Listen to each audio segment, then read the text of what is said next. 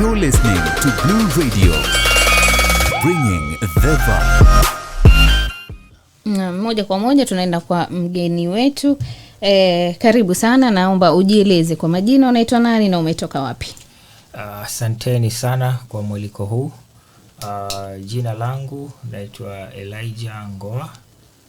Kuanzia mwaka 2022 mimi ndio nimekuwa nikicoordinate ule mtandao wa Tuna Fisheries Alliance of Kenya, ambao ulianzishwa zaidi ya miaka 10 iliyopita, and iko na wanachama kutoka katika mashirika mbalimbali. To be specific, the TUFAC membership includes non-governmental organizations, but specifically focusing on marine issues. We also have community groups, including the beach management units, but mainly that focuses on tuna fisheries.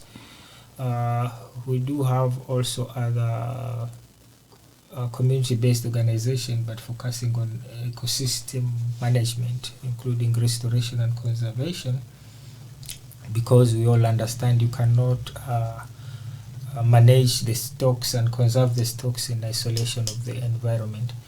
So Tuna Fisheries Alliance of Kenya has a membership of about 35 organizations drawn across the country, but majorly from the coastal counties of Kenya.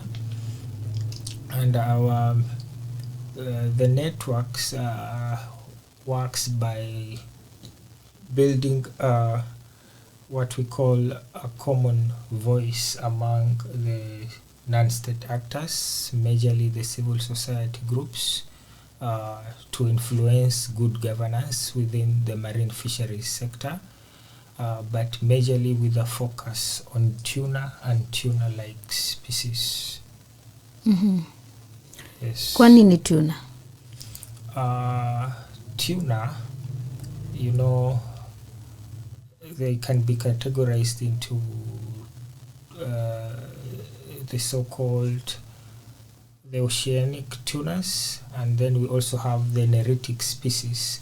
So some of the tuna species are of international interest, because they are highly migratory, they are transboundary, and they traverse across the EEZ of the coastal states of the world. And to be specific, for the oceanic species, this include the yellowfin tuna that are caught within the Indian Ocean waters of Kenya. We have the yellowfin tuna, we have the big eye, we have the skipjack, we have albacore, although albacore is a temperate species, but they usually migrate to the warm waters of the Indian Ocean.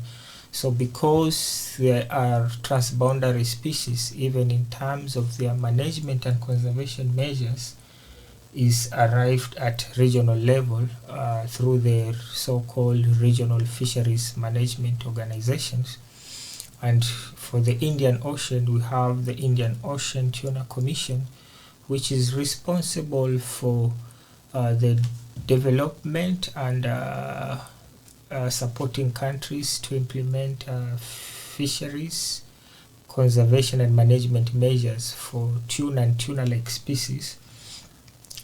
And within the IOTC area of competence, there are 16 species that are being managed under IOTC. That's for tuna and tuna-like species. When I say tuna-like species, these are species that associate with the tuna, but they are not biologically, they do not belong to tuna, because they swim together with tuna, they have like the same ecosystem, same feeding areas, and some of the tuna-like species, they can include the likes of the swordfish, the so-called the billfishes.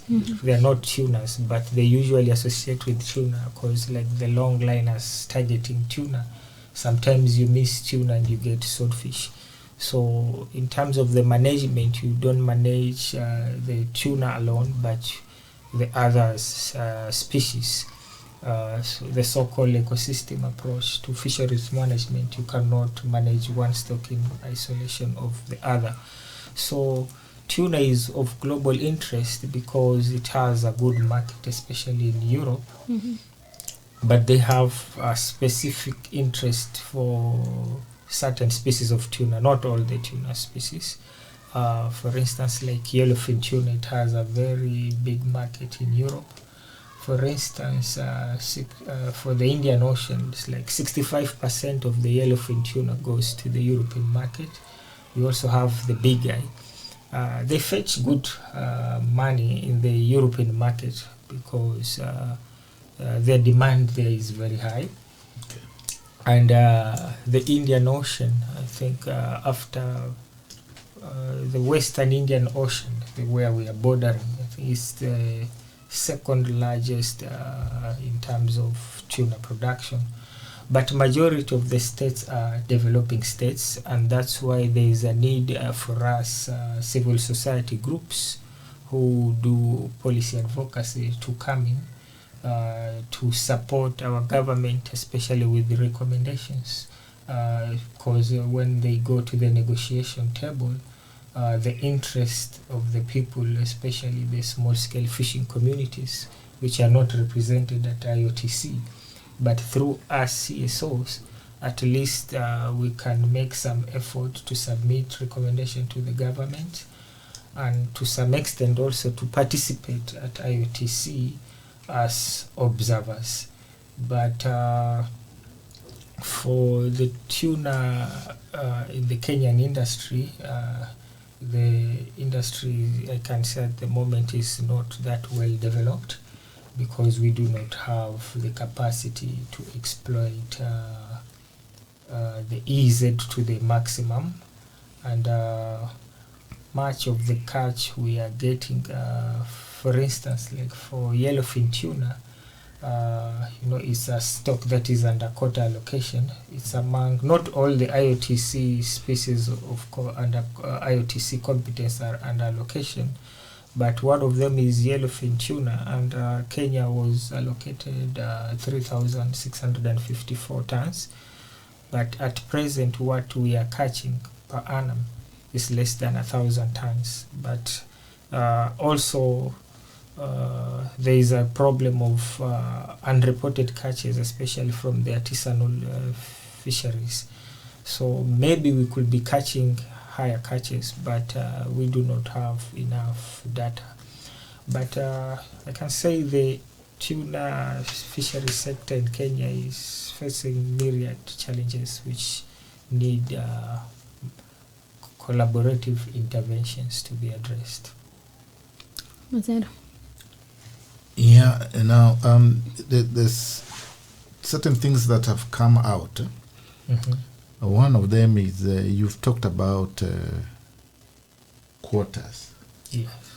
Who allocates these quotas, and what are the parameters? What does it take? What determines one to get a certain amount of... Okay, thank you. As I've mentioned, the management and conservation of tuna stocks is under the mandate of the Indian Ocean Tuna Commission, and there are certain parameters that are used when they are calculating the quota allocation to see how much each of the parties can get. And it has to be informed by scientific advice. Within the IOTC, there is a scientific committee that usually analyze data on the stock status, which is submitted by the coastal and island states of the Indian Ocean, and also including the foreign nations that are fishing in the IOTC, to ascertain the stocks they are being caught within the IOTC. So one of the parameters that have been in use for many years is the aspect of historical catches. They use historical data to know, like for instance, how much has Tanzania been catching maybe for a period like 1950 to 2020. So that means this will tell us Tanzania is eating more tuna maybe compared to Kenya, and they have a history of catching tuna, and also in terms of its contribution to the economy. But that criteria, okay, I may elaborate about it later. It has to some extent, I can say, affected or humiliated us, especially the coastal states, which do not have the capacity to exploit these resources, because the data belongs to the one who fishes. So the criteria that has been in use up to date, even if we license a Spanish vessel to fish in Kenya, the criteria is that the data belongs to Spain. So at the negotiation table, the European Union, then it ends up having a bigger share. So for countries like Kenya and other developing states within the region, the issue of lack of data. So we may be complaining we are not getting good catch, we are not getting good allocation, little allocation, we have a good big EEZ, but data for a long period is very little, especially from the small scale fisheries. And at present, the reports that I've been able to access, like the average catch for tuna and tuna-like species in the country, it's less than 3,000 tons. Even the total landings from the marine fisheries is 9,000 tons. Although there is the issue of underreporting, maybe we could be getting more. So there is need for, on the aspect of data literacy, people, the small-scale fishing communities should be sensitized and understand how these IOTC processes are being undertaken and why it is important for them to collect and submit accurate data. So the quota allocation aspect at present is majorly focusing on the data aspect, but on historical fisheries catches. But now the discussion on quota allocation is ongoing, and at IOTC there is the technical committee on allocation criteria. In fact, they are going to have their 13th session in Bangkok this October from 21st to 24th. And the developing states, the within the Indian Ocean, there is a platform called the G16 that include coastal states and island states that tries to bring in the common interest of the people, trying to have a common voice to negotiate at the IOTC, because there is more of a game of numbers. So they are trying to come up with a stronger force so that they can negotiate for the region. Although sometimes we may, at the IOTC, sometimes it's very difficult for all of them to have the same interest, because EU has a different working, I can say, relations with different countries, not limited to fisheries. So to some extent, a country may see if now we go this side against EU, maybe we'll miss certain things. But the issue of quota, now we are through the G16, they have proposed a number of socioeconomic indicators, okay, so which may favor the developing state. For instance, like the amount of fish that is consumed in the country, per capita consumption, the issue of how many fishes have been employed by the industry within a particular country. So like the number can also justify this sector is supporting a significant part of the economy, and also the issue of the contribution of the sector to the GDP. So those are some of the socio-economic indicators which the developing state feel they can likely give a stronger input at the IOTC to be able to advocate for good allocation for the states. Now, this meeting that is taking place, that's coming up in Bangkok, are we represented as a country or as a region, so that probably our voices can be heard? Kenya is a member contracting party to the IOTC. Okay. They have a delegation. I don't know how it is organized, but what I've been seeing, it seems there is no like kind of specific team that is supposed to, cause a few meetings I've been attending, I've been seeing different people attending. Okay. So I don't know how they organize themselves, because we have tried much so that we can have a discussion with them.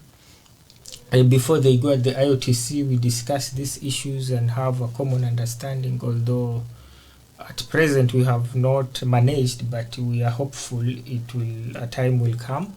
But also through the civil society groups, we have a regional umbrella body called the Southwest Indian Ocean Tuna Forum, which TUFAC is the national chapter at country level. Okay. So TUFAC do participate also at IOTC processes through Swahili Tuna as an observer. Okay. But an observer does not have a stronger voice compared to the national delegation. Okay. US, in fact, the time allocation for observers at the IOTC, sometimes you may be given a chance to speak, but it's less than 2 minutes. So sometimes the point you want to make there may not even be heard. It's true. And sometimes even, in fact, now through advocacy, the CSOs, the other non-state actors have been able to push so that the observers have enough space. Initially in the past, the observer, in fact, were not attending the sessions. They were just, you are at the meeting venue, but you are outside. You are just there at the session, but you are watching from a screen, not live. You are not participating in the live session. You make noise outside. Yes, but at least over the past, I think, 3 years, there have been opportunity now. The observers are now part of the meeting discussion, so you are able to see what's going on there. Wow. Ushaikuwa observer siku moja. Yeah. I've been able to participate in 2 meetings. My first time there was an IOTC technical committee meeting that was at Shanzo Praidin, and there was another one on issues of fish aggregating devices. They were trying to come up with a resolution, but although both sessions they didn't manage, only one passed, the resolution on anchor drift aggregating devices. But for the drift aggregating devices, I think the proposal had been submitted by Kenya, but later on it pulled out. It withdrew the proposal. But although it had several promoters, so the other promoters decided to take over with the proposal, although it later is at its dying stage. It didn't succeed. Even the quota allocation discussion started long way ago, I think in Busan, somewhere in Korea, about 13 years ago, and it has not ended because people have different interests. Okay. And these strong bodies, the so-called Regional Economic Integration Organization, the likes of EU, if now quota allocation increases for developing states, that means their quotas will also go down, because the allocation is also based on as I've mentioned, advice of the scientific committee, depending on the biomass after it has been assessed. like the maximum sustainable yield. How much should we catch for this particular year? If it's 300,000 metric tons, then that for yellowfin tuna, then that has to be divided by all the 29 member states. Okay. So now each one, when it goes there, you have to be strong to defend your location and the position of your country or your region. So there is a lot of politics, but as I've mentioned, there are also neritic tunas. These are mainly catched by the artisanal fishers, the likely of the kingfishers, the small tunas you find in the market. Nawaita una vile vidogo vidogo. So these are just largely caught by the artisanal, but also data is lacking because in terms of recording, there is a lot of information which is missing. Tuna ni jodari ama ni una? Unajua ukienda iko na majina tofauti tofauti, wengine watamuita kiboma, wengine watamuita jodari, lakini ukisema jodari huwa wanaangazia wale wakubwa. Zile zinaitwa big pelagics, hizo big tunas kama huyo yellowfin, albacore, big eye, huyo skipjack. Sasa zile ndio hizo majodari kubwa, but kuna wengine wako hii anga ya chini ni wadogo kidogo. Kuna kama ile anaitwa kawakawa, hawa Waswahili wanamuita sheruwe. Halafu kuna una, sasa ndio hivyo vidogo venye unaviona huku masokoni. Lakini jodari sana sana huona nchi nyingi, huwa wengine wanatengeza fillets, wengine husagwa akafanywa ile zamani mkiwa mkenda masokoni mnanunua kiboma ile kama unga ile imesagwa imekuwa kama kake kadogo hivi. Tutarudi utuambie amepotea siku hizi, sijui ameenda wapi. Maana hata kuna siku sistangu alikuwa ananiuliza wale unga walienda wapi? Utatuambia zaidi tutakaporudi. Wacha tupumzike kidogo msikilizaji. Ametoweka hapo Lady JD na Kidum. Mazera kumbe yajue hiyo nyimbo. Nilikuwa nadhani yeye ni millennials ni millennials. Mazera. Sielewi. Sijui kama tuko kwa baby boomers. Hizi zilivuma wakati wa millennials bila shaka. Tukiwa mapumziko tulikuwa tuko na mjadala hapa kuhusiana na masuala ya kiboma yule waunga alipotea. Pengine Elijah, kabla tuendelee zaidi, alipotelea wapi kiboma waunga? Kiboma alikuwa lakini pale kitambo kidogo kulikuwa na ile shirika linaitwa Wananchi Marine, ambapo hiyo ilikuwa ndio the only tuna processing plant Afrika Mashariki, na pale ndipo walikuwa pia wanasaga huyo jodari, inakuwa processed then inatengezwa, ile ndio inakuwa ile sasa yenye mko mnaita kiboma, mnaiona na hawa mama karanga, ile iko kama kajicake. Then kuna kipindi fulani pia mimi mwenyewe sikuja waona tena, lakini chenye najua mara nyingi hizi fishing companies and processing companies huwa soko lao kubwa ni la ng'ambo, sababu pia kipato chake kiko juu. The market value for tuna overseas is higher compared to the local market, so you will see there are a few commercial fishing companies, but you'll realize maybe more than 3/4 goes out of the country. So I think it reached a time the factory was closed, but now the government took over and is trying to revive it, and its name has changed. You will now hear the so-called Tuna Fisheries Hub. So at Tuna Fisheries Hub, I visited the facility last year, although it's still under construction, but I am not in a position to ascertain when it will be completed.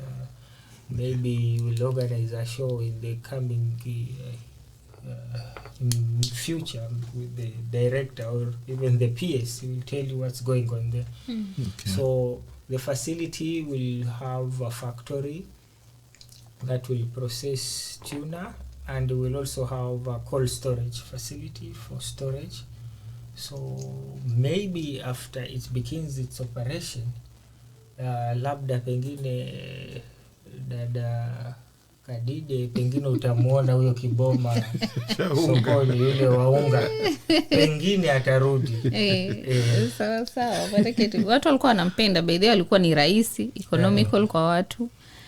Japo wengine walikuwa wameleta siasa kwamba ni wale samaki wameoza ndo wanatengenezwa wanakuwa unga ndo watu wanatumia. Na kama shirika pengine utuambie mnasaidia vipi wavuvi kuhakikisha kwamba kuna wavuvi wanapotekeleza uvuvi mnazingatia pia masuala ya kuboresha mazingira hasa ya baharini? Changamoto kubwa kama unavyoongea, especially katika haya masuala ya uvuvi wa jodari, kuna hili swala lenye watu wanaliongea imekuwa kama wimbo IUU fishing, illegal, unreported and regulated fishing, ambayo ni vipengele vitatu. Kuna illegal, inamaanisha anatumia nyenzo mbaya, the gears hazikubaliki na sheria. Halafu kuna unregulated, unajua huu uvuvi wa Kenya is largely open access. Ukishapewa leseni, ile leseni hakuna kiwango umeambiwa huu mwaka huu wewe usivuke tani 5. So although haitaingia hapo, but unregulated ni kwa sasa hakuna control. Hatuwezi jua leo, siku ya leo wangapi wamevua, zile maeneo wamevua hawajaharibu mazingira. Hujajua kama pengine wameenda mahali wakaharibu maeneo yenye pengine ni mahali ya mazao ya samaki. So wanavua but hakuna ile like kind of tuseme watu ama kuobserve ile kazi inafanyika vipi. Then kuna ile issue unreported. Kuna catch kubwa pia inashikwa lakini haikui katika record. So tunaweza kuwahamasisha kuhusiana na kuboresha na kuhifadhi haya hizi kawi za uvuvi, zile ecosystems, na pia watumie gears zenye zimeruhusiwa na ile sheria ya uvuvi ya Kenya. So kuna mambo mengi pia tunawahamasisha pia mambo na kureport ile data, sababu itaweza kutufahamisha hii samaki wetu kiwango kiko vipi, tunavua vipi, je hatu impact na ile ecosystem with other biodiversity. Maana katika ile maeneo ya uvuvi kuna viumbe ambao the so called endangered species wako protected under international conventions. Kwa mfano kama wale kasa sea turtles, hizi the gears that are used for targeting tuna sometimes also catch the turtles.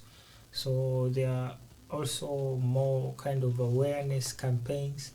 Other NGOs are also supporting the fishermen to adopt this kind of bycatch mitigation measures to avert the catch of these endangered species, including the turtles and some shark species. So a lot of awareness and capacity building is being undertaken by different organizations within the country. Ugumu wa soko la kimataifa ni gani kwa mvuvi wa kawaida? Okay, so for the artisanal fishers, you know, they are limited to, I can say, these territorial waters. And also you can see the design of their vessels. You will find that many of these artisanal fishers do not have this kind of cooling systems that are in the ships, which can keep the tuna in good quality until it is landed. Okay. So for the tuna, you know, it is a fish that easily deteriorates after it has taken out of the water.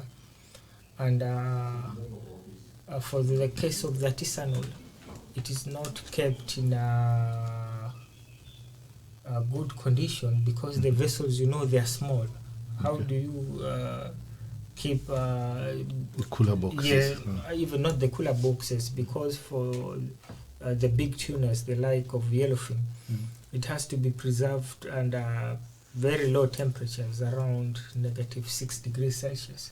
So maintaining that condition at sea, even for the artisanal who maybe they go to fish for around 12 maybe to 16 hours, now there's still that challenge to have those systems in place, because you know the tunas are very big. How do you store them on board? And also in terms of handling, how is the tuna handled while fishing and after it is landed? So the quality aspect, you know, when the tuna deteriorates, it produces kind of enzymes called histamines, and there are standards. They will usually measure maybe per gram how many like the quantities of histamines that are in that particular fish, maybe per gram of that fish or per kilo, and then they will relate it with the international standards which are considered to be safe, maybe for instance like the Marine Stewardship Council standard, or maybe World Health Organization standard, because you know when the fish decomposes or its quality deteriorates, it's also poisonous for us, especially the tuna. You know, the tuna can kill. So it has to be in good condition before it passes through that stage to be received for processing. So it's very hard for the artisanal tuna catches to reach the foreign market because of the strict quality standards and also the sustainability aspect. You know, it has to be ascertained that the tuna was caught in a sustainable manner. For instance, the European Union, they have the European Union Common Fisheries Policy, which is very strict. So for them, also in terms of their sizes, sometimes they have, they will tell you, we are importing maybe yellowfin tuna starting 25 or 30 kgs and above. So you'll realize much of the catches being caught by artisanal are below that size limit. So it limits them from, and the other aspect, as I've mentioned, the market, you know, like as I've mentioned, you know, you cannot just trade local anyhow in Europe. You need to have this kind of agreements with this. For instance, like Europe, they have the so-called sustainable fisheries partnership agreements. But for Kenya, we do not have one. But I think for the likes of Madagascar, Seychelles have one. So that specifies the kinds of arrangements you are going to have with the, if it's Europe, if it's America, we want fish to be caught in this manner. You have to report the gears, you have to report kind of the history of the vessel that was used to catch. Also in terms of the quality aspect, there are a lot of things that many times may limit the coastal state from exporting. But the foreign companies from EU who are fishing here, they can take their fish there. So sometimes it's just politics. Sometimes, you know, we may create these strict conditions so that you cannot access the market. So we are the only ones who then come here and fish. And also, you will realize that they will put this kind of conditions, like the size limits. But for instance, this past-sailing vessels, there are reports, there is data that indicates much of their catches is juvenile tuna. But it reaches the European market. But for us, maybe we'll come and see they are placing some this kind of strict conditions. That's our fish cannot go there due to quality, size standard. You are catching undersized stocks. But you know, these are politics, as I've mentioned, that tuna, you know, it's a species that is of global interest because it has a higher value. Kuna issues mbili hapa nataka usiongelee. Now, the only way out for the local fishermen is value addition of the catch. First, they have to reduce post-harvest losses, and then value addition. What opportunities are there for the local fishermen if they can't get their fish in the international market to harness what is available? I think they can make use of the local market. People should also be sensitized to eat tuna, because some people, are limited to certain fishes. Like mimi nala tafi peke yake, nala changu peke yake. So utakuta ule msimu wa tuna, nilikuwa naambiwa na mama Habiba kutoka kule Kipini BMU, utakuta wakati mwingine wale tuna hata wanazungushwa reja na mikokoteni sababu hakuna soko. Wale samaki ni wakubwa. Sasa mtu atakwambia huyu jodari kilo 30 namfanya nini mimi? Sasa utakuta wakati mwingine lile soko linashuka chini, inabidi wanauza reja because kutoka mahali wale tuna wanashikwa wengi, soko kubwa utakuta ni Mombasa, lakini mahali wameshikwa ni mbali. Mpaka wakati wamefikishwa Mombasa, already wakiwa landed, wale samaki inaweza sema quality yao huwa imeshuka sana. Sababu zile vessels zimekuwa kule majini kama pengine masaa 10-16. Alafu pia zile in terms of handling, so kuna mafunzo yamefanywa sana na serikali na mashirika sio kiserikali katika aspects of fish handling, ku reduce zile post harvest losses. Kuna wengine pia wamesaidia hawa wavuvi kama sisi pale miaka nyuma tuliwasaidia na hizi cooler boxes, tumewafanyia pia training ya mambo ya value addition, quality control. Kuna some groups hiyo miaka ya nyuma pia waliweza kusaidiwa na hizo filleting machines. But pia kama ninavyosema, watu lazima wahimizwe pia wale samaki.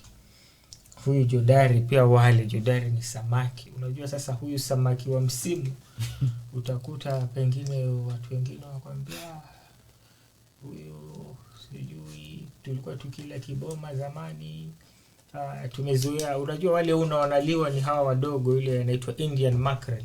But si wale majodari wakubwa, wale wanatargetiwa sana na soko la Ulaya. So utakuta mwenye analiwa sana ni hawa vidogo. So I think there is an opportunity katika ile soko la Kenya kama tuta address hiyo aspect. Kuna bwana mmoja alikuwa anasema pengine wale watu wa artisanal vessels wanaweza kuwa wanavua, then kuna vessel nyingine kubwa yenye iko na refrigeration systems inatembea katika ile maeneo ya uvuvi. Maana utatambua kuwa wale wavuvi wana maeneo yao ya kuvua kule baharini, si kwa ati wanaenda tu bahati nasibu, lakini kuna maeneo, tukienda maeneo yale kuna likelihood tutapata jodari. So katika ile maeneo yale ingekuwa zile vessels zinaenda zinachukua ile mzigo, unawekwa, unakuwa in good quality, so that isionekane kama tujaribu katika ile hali ya kuaddress ile aspect ya quality. Na pia hizo vessels maybe there is a need pia to like transition, come up with innovation, tuone kama meli ziko na cooling system ya kuhifadhi. Can we come up with a model to design a boat which can be cost efficient in terms of being managed by the locals, the local fishing communities, yenye itakuwa na hiyo system. Hilo wazo hilo niko nalo, lakini kufikia sasa siwezi ongea kwa undani, maana it's an idea that is still under development. It's kind of innovation how we can address hiyo issue, tuone kuwa quality ya tuna kutoka kwa mvuvi mdogo iko vizuri. Kufikia sasa iko ile sheria ya uvuvi ya 2016, ile inaitwa Fisheries Management and Development Act 2016, but pia ukiangalia ile State Department of Blue Economy and Fisheries, niliona ile strategic plan yao ya 2023 to 2027. Kuna sheria na sera kadhaa ambazo ziko katika mpango wa kufanyiwa ile inaitwa review. So huenda ikawa kuna mambo mengi muhimu yakiingizwa pale yataweza kuaddress hizi changamoto nyingi hii sekta ya uvuvi inapitia. Ziko na mapungufu yake. Sitaongea sana kwa undani kwa ile mapungufu yake, but changamoto kubwa huwa ni implementation. Unajua tunaweza discuss hii mambo ya kureview hii sheria tukaigeuza hata mara 50, lakini ikija ile upande wa kutekeleza ikawa hakuna kuwajibika, then itakuwa hapo ni kama tunafanya kazi bure. But upande mwingine pia nimeona serikali imetengeza regulations za pia mambo ya uvuvi nyingi ambazo nafikiri waziri pengine hivi karibuni labda ataziapprove. Kuna regulations kadhaa, kuna moja ya marine regulations, although haijakuwa katika ile tuseme public domain, but niliarifiwa na maafisa kutoka kwa idara ile kwa imekamilika. I think pengine itaweza kuchangia upande mwingine pia katika kuaddress haya matatizo. Na pia kama tunavyoongea haya mambo ya blue economy, unajua huu msemo, sijui ni wite ni msemo ama ni term ya blue economy, unajua tusisahau kuwa hii bahari tumekuwa tukiitumia hiyo miaka yote toka jadi. Ukiangalia hata kule Misri katika zile inscriptions, katika zile pyramids utaona Nile perch, mtu anavua na kind of harpoon amedunga Nile perch mkuki. So inaonekana uvuvi ulianza huenda ikawa hata zaidi ya miaka 1000 ama 2000 iliyopita. So kuna mambo mengi tumekuwa tukitumia, but sasa hii ya blue economy wamekuja wanasema sasa ni ile wanasema sustainable utilization, ina meet maswala ya zile wanasema social and economic needs, but at the same time ina ensure mambo ya environmental sustainability.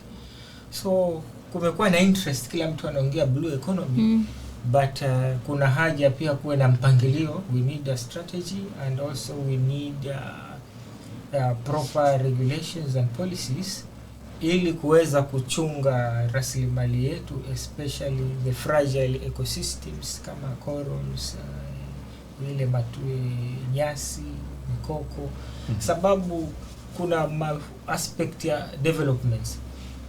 Unajua hii blue economy sana sana tukiingiza ile aspect ya serikali, unajua huangalia wapi inaleta kipato kikubwa kwa serikali. So ukija ukiangalia kama mambo ya bandari utakuta inaleta revenues nyingi sana katika hii nchi ya Kenya. So pia katika uvuvi watu wengi sasa wanakimbilia commercial fishing, lakini commercial fishing nayo pia kama haitakuwa endelevu na kama hakutakuwa na proper management measures, then kuna mambo mengine pengine yanaweza athirika. Baada ya muda utasikia samaki wameshuka.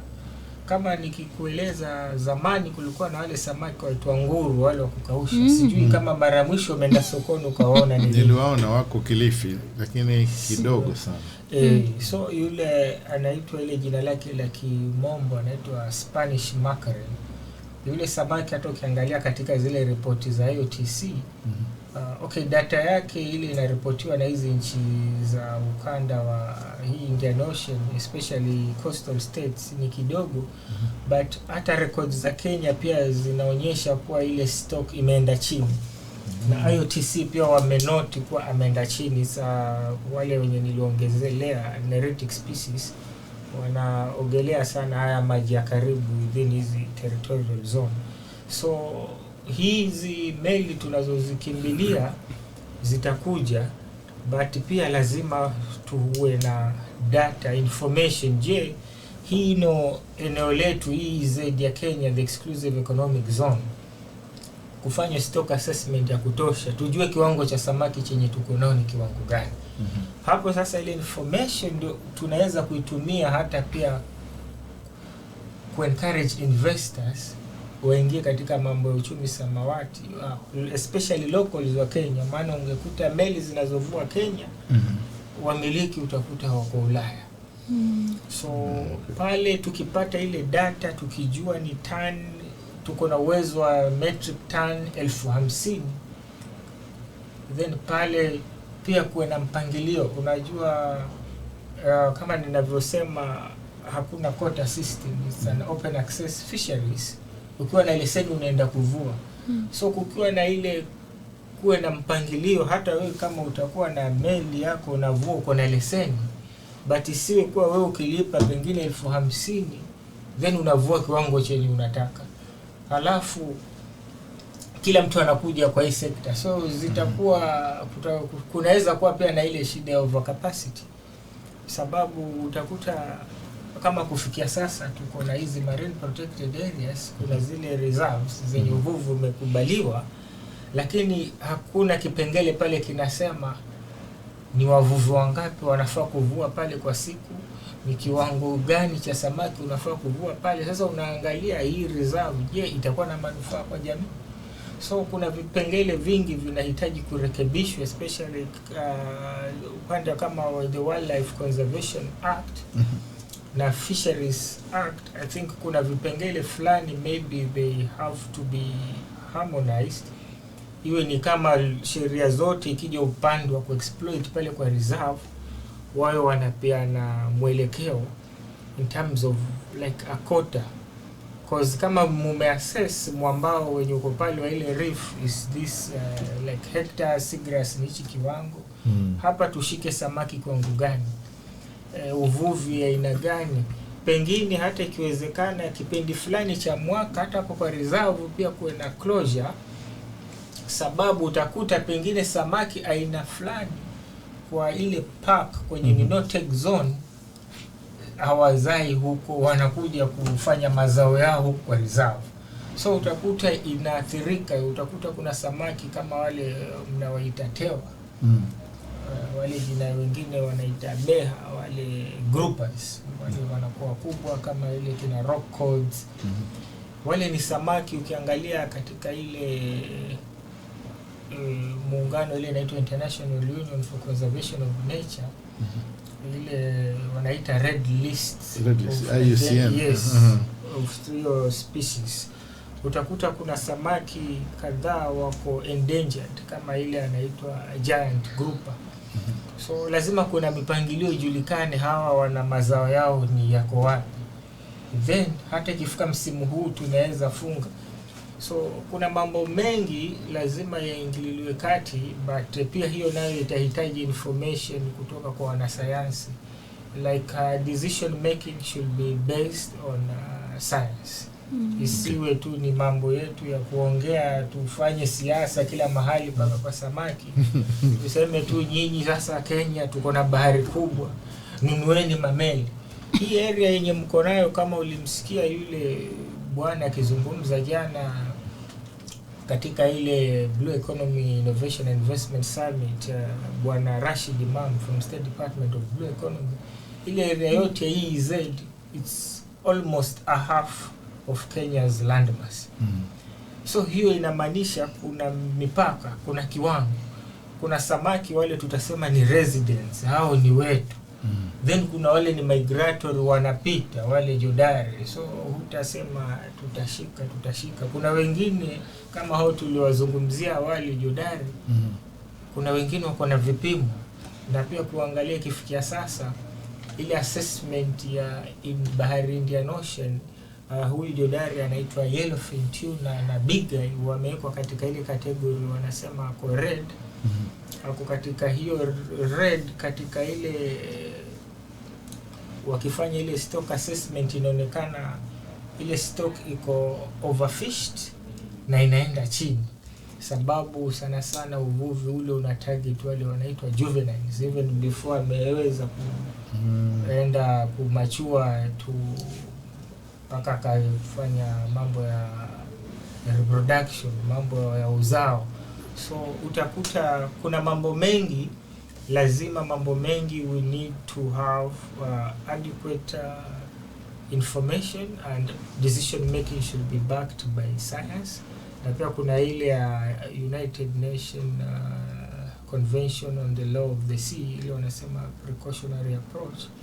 Pengine mahali kama hatuna ufahamu, yes, we can suspend it, we can pause it until tusifanye hilo jambo baadaye pengine likaleta madhara ama likaathiri hizi kawi zetu za uvuvi. So kuna mambo mengi ya kuzingatiwa, lakini Kenya kama unavyoona tuko na potential, maana kama nilivyosema awali tunashika tani 8,000 kwa mwaka, ambayo ni kidogo sana. Kama ulimsikia Bwana Imam jana akisema tuko na uwezo hata wa tani 55,000. So tuko na uwezo, but hino development lazima ifanyike pia kukiwa na mipangilio, ili tusifanye baada ya muda tena tunarudi tena tunapanga mipangilio ya kurekebisha jinsi tuliharibu. Kwa nini tusipange sasa? Kweli Mazera, pengine muda hauko nasi. Swali moja la mwisho kisha utujibu kwa dakika 2 tu.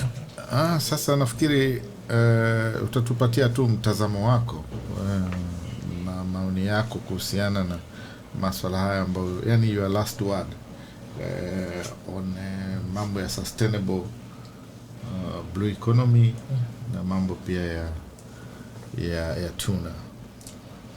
Ikija upande wa sustainable blue economy, kama nilivyoongelea, is multisectoral, na kuna haja ya ushirikiano, sababu serikali peke yake haitaweza.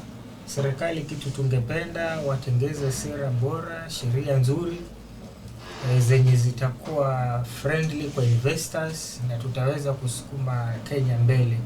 Na ikija upande wa masuala ya judari, kuna haja pia ya kuboresha hino sekta.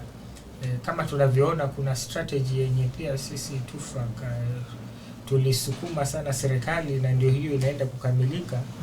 Na utaona kuna mpangilio wa wavuvi wadogo, wale wakati na wajuu, jinsi watakavyoboresha ile judari ili kuweza kuleta mapato katika jamii na katika nchi, ili kuweza kumaliza haya mambo ya umaskini. So kusema kweli Kenya hatuko pabaya, lakini ni kile kitu tunachotaka nitasema ni good governance, na mambo ya accountability, na mambo ya transparency. Decisions zikifanywa ziwe mambo ya yanafanywa kwa uwazi, na kuwe kuna engagement ya kutosha. Sisi mashirika yenye yasiyo ya kiserikali tunaweza kuchangia pakubwa, especially katika mambo ya kusupport mambo na resource mobilization, mambo ya kusupport review hizi policies, creating linkages na private sector. Sasa ndio wale wenye hela ma investors pia nao, kukiwa na sheria bora, sera nzuri zenye zinapendeza, ziko Kenya itasonga mbele.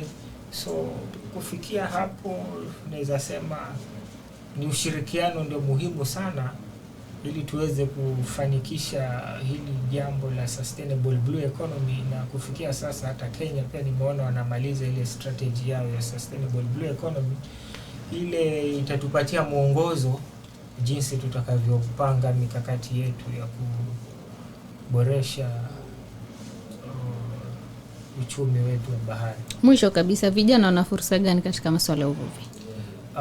Vijana kusema kweli wanahitaji kupata hamasa, sababu utaangalia hata ukienda katika zile BMUs utakuta representation ya youth iko chini. Sijui kama wanaona hili swala la uvuvi limepitwa na wakati, ama pengine kizazi chenye kiko sasa, chenye kilichoko pengine hakijakuwa na mpangilio mzuri wa ku make sure wale wanaokuja wataweza kuendeleza zile shughuli zenye walizokuwa wakifanya. Maana uvuvi una pesa. Ni kwa watu wengine wamekuwa kichukulia uvuvi ni kama ni kazi ya watu wenye hawajasoma. maskini. Lakini ukienda zile nchi za Ulaya, bwana Mazera, umetembea sana, utakuta kuna matajiri wanavua, wasomi, lakini mtu yeye ame-engage is a commercial fisherman and is making money. So kuna hiyo perception lazima itolewe kwa uvuvi si kazi ya maskini, na pia hamasa na vijana wahusishwe sana, especially katika hii mijadala ya blue economy.